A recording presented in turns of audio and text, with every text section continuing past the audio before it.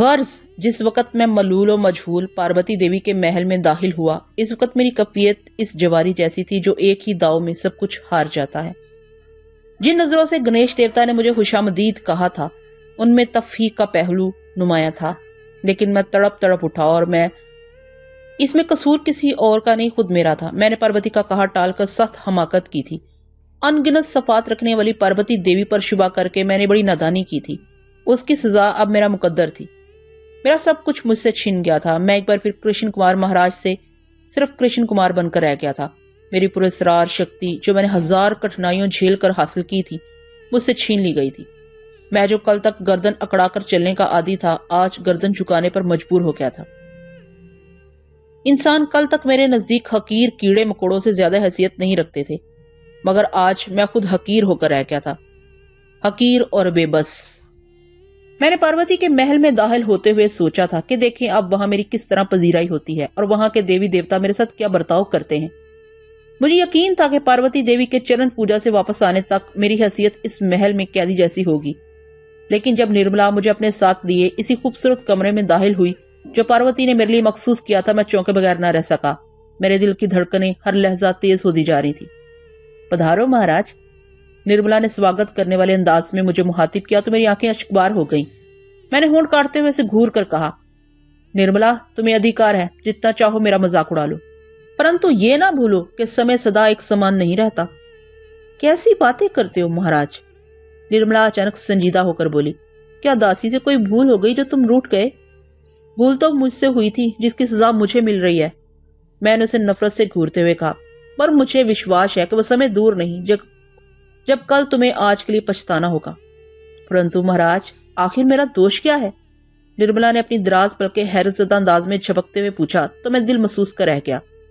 میرا اندازہ تھا کہ وہ حسین ناگن جو پنڈتوں اور پجاری کی گود کی شوبھا بننا بھی اپنا دھرم سمجھتی تھی اور ان کے من بہلانے کو سیوا سمجھتی تھی، اس وقت میری بے بسی سے کیا فائدہ اٹھا رہی ہے۔ چنانچہ میں نے اسے حقارہ سے گھورا، پھر اپنا منہ دوسری سمت پھیر لیا۔ میرا سینہ اس وقت بے کسی اور بیچارگی کے احساس سے پھٹا جا رہا تھا۔ مہاراج، نرملا بدستور اپنے خوبصورت چہرے پر سنجیدگی بکھیرتے ہوئے میرے قریب آئی اور داسیوں جیسے لہجے میں بولی، اگر پجارن سے کوئی غلطی ہو گئی ہے تو اسے क्षमा کر دو، میں تمہارے چرن چھوتی ہوں۔ نرملا میرے قدموں کو ہاتھ لگانے کے لیے جھکی تو میرا خون کھول اٹھا، لیکن کچھ کہنے کی بجائے میں تیزی سے 2 قدم پیچھے ہٹ گیا۔ یہ وہی نرملا پجارن تھی جس کے حسین جال میں پھنس کر میں اپنا دھرم بدلنے پر مجبور ہو گیا اور اس کے پریم میں سب کچھ بھلا بیٹھا تھا، لیکن اس وقت وہی نرملا پجارن مجھے مکر و فریب کا خوفناک پتلا نظر آ رہی تھی۔ میں پیچھے ہٹا تو نرملا کے چہرے پر اداسی پھیل گئی، اس کی حسین آنکھوں کے گوشے نم ہونے لگے۔ اس کی سوارافتگی کو میں قطعی مصنوعی سمجھ رہا تھا۔ اگر میرے بس میں ہوتا اور پاروتی کے استھان کی بجائے اس وقت میں کسی دوسری جگہ ہوتا تو شاید میں نرملا کے جسم کی بوٹیاں اڑا دیتا، لیکن اب میں کر بھی کیا سکتا تھا۔ کچھ دیر تک خاموشی طاری رہی، پھر نرملا سر جھکائے دوبارہ میرے سامنے آ کر بولی، کرشن کمار مہاراج، یہ مہان دیوی کا پوتر استھان ہے جہاں کوئی پجاری یا سیوک جھوٹ بولنے کی ہمت نہیں کر سکتا۔ سبھی دیوی کے کشٹ سے کانپتے ہیں، پرنتو میں جانتی ہوں کہ سمے تمہارے ہردے میں کیا ہے۔ کیا ہے میرے ہردے میں؟ میں نے غصے سے پوچھا۔ مہاراج، تمہارے من میں یہ خیال ہے کہ تمہارے ساتھ داسی کے برتاؤ میں کھوٹ ہے، پر ایسا نہیں ہے۔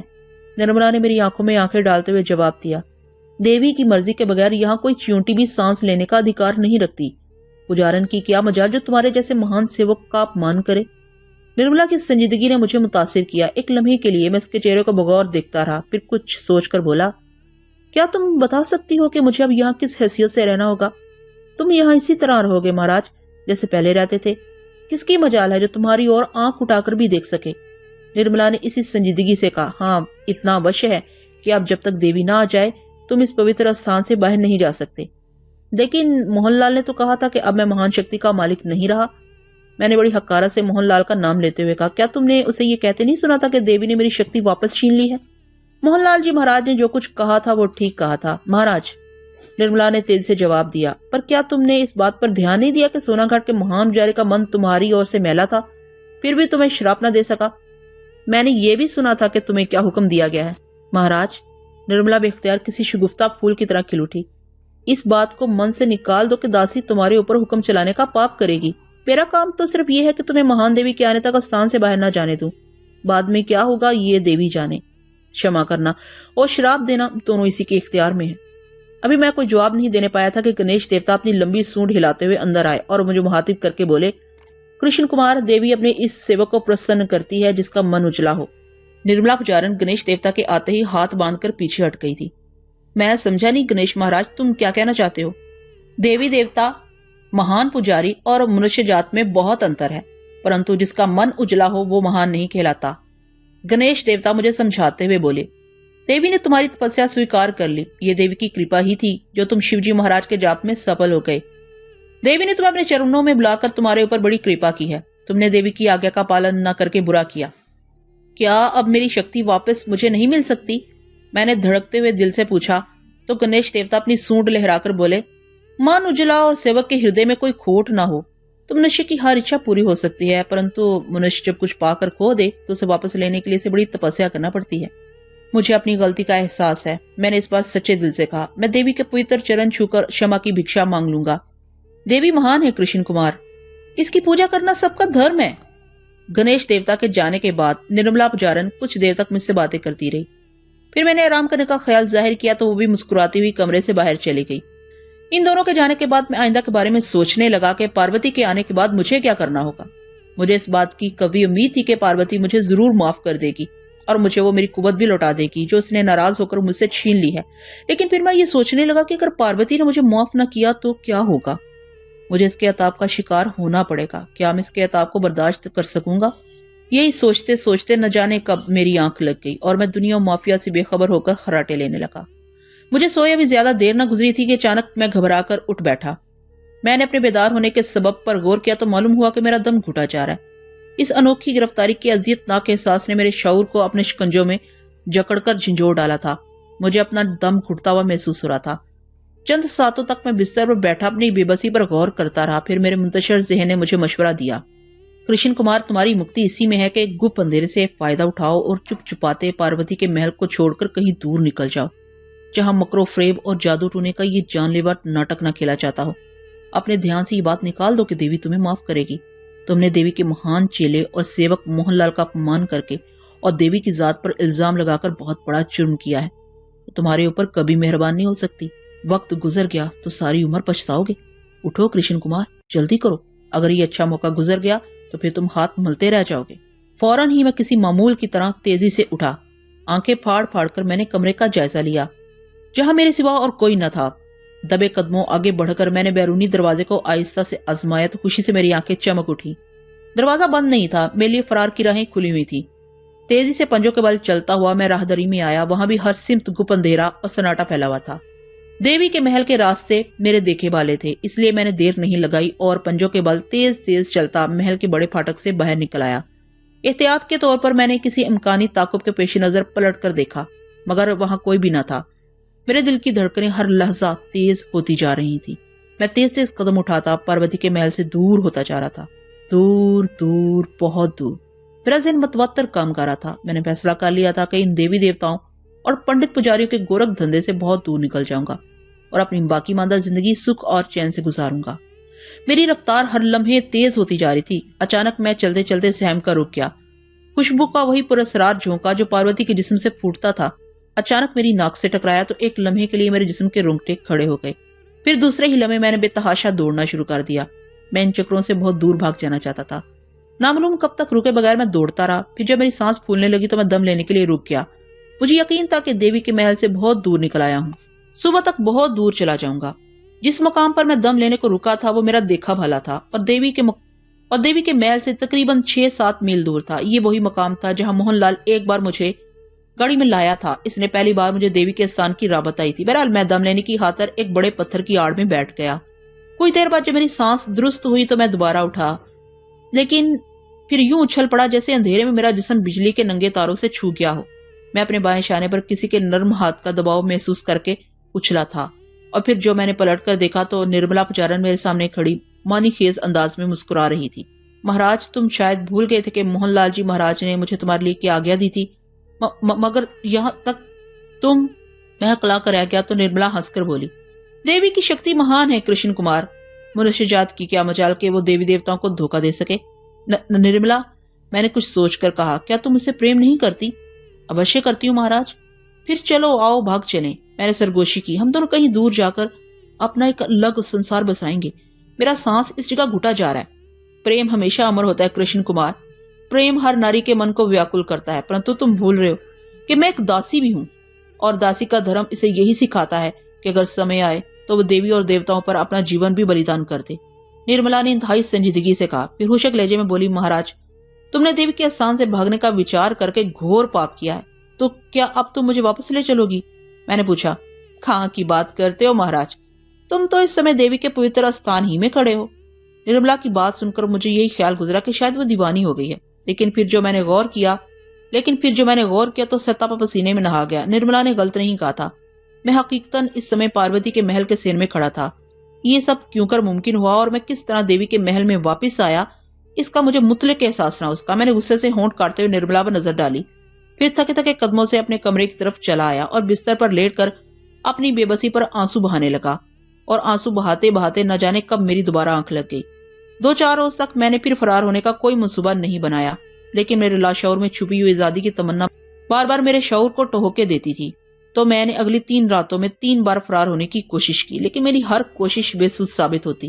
یا تو نرملا آڑے آ جاتی یا پھر میں از خود واپس آ جاتا اور ان اسرار پر دنگ رہ جاتا جنہوں نے میرے فرار کی تمام راہیں مسدود کر رکھی تھی۔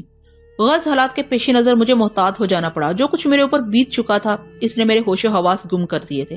میں محل کے اندر بھی خود کو بڑا لیے دیے اور سب سے الگ تھلگ رہتا تھا، لیکن جب میں نے محسوس کیا کہ میری آؤ بھگت اسی طرح ہو رہی ہے جیسے پہلی ہوتی تھی اور کسی نے مجھ سے کوئی شکایت نہیں کی، تو پھر میں پرسکون ہو کر آزادی سے گھومنے پھرنے لگا۔ گنیش دیوتا اور نرملا پچارن دونوں میرا خیال رکھتے تھے، مگر پھر بھی مجھے ہر وقت یہی دھڑکا لگا رہتا تھا کہ دیکھیں آئندہ میری قسمت میں کیا لکھا ہے اور پاروتی دیوی شیو جی مہاراج کی چرن پوجا سے واپس لوٹ کر میرے ساتھ کیسا برتاؤ کرتی ہے۔ اسی وچار میں نہ جانے کتنے دن بیت گئے۔ مجھے ٹھیک طرح پر یاد نہیں رہا تھا کہ پاروتی کس دن چرن پوجا سے واپس آئے گی، لیکن اتنا ضرور معلوم تھا کہ اب اس کی واپسی میں 2-4 ہی دن باقی رہ گئے ہیں۔ جیسے جیسے دیوی کے آنے کے دن قریب آتے جاتے تھے میری بے چینی بڑھتی جاتی تھی۔ نرملا نے میری بڑی توازے کی، اس کے بغیر ایک دن گزارنا بھی مصیبت بن جاتا۔ اس کی موجودگی نے مجھے کچھ ڈھارس سی دے رکھی تھی۔ وہ جب بھی مجھے اداس دیکھتی یا سوچ میں ڈوبا پاتی تو اپنی باتوں سے لبھانے کی کوشش کرتی۔ ہر چند کہ مجھے اب نرملا سے کوئی لگاؤ نہیں رہا تھا، لیکن وقت گزاری کے لیے میں اسے برداشت کر لیتا تھا۔ میں نے یہ بھی محسوس کیا کہ نرملا اب میرے اندر پہلے سے زیادہ دلچسپی لینے لگی ہے۔ میں اس کی مخمور نگاہوں اور دلکش اداؤں کا مفہوم ضرور سمجھتا تھا، مگر میں نے طے کر رکھا تھا کہ اب اسے منہ لگانے کی کوشش نہ کروں گا۔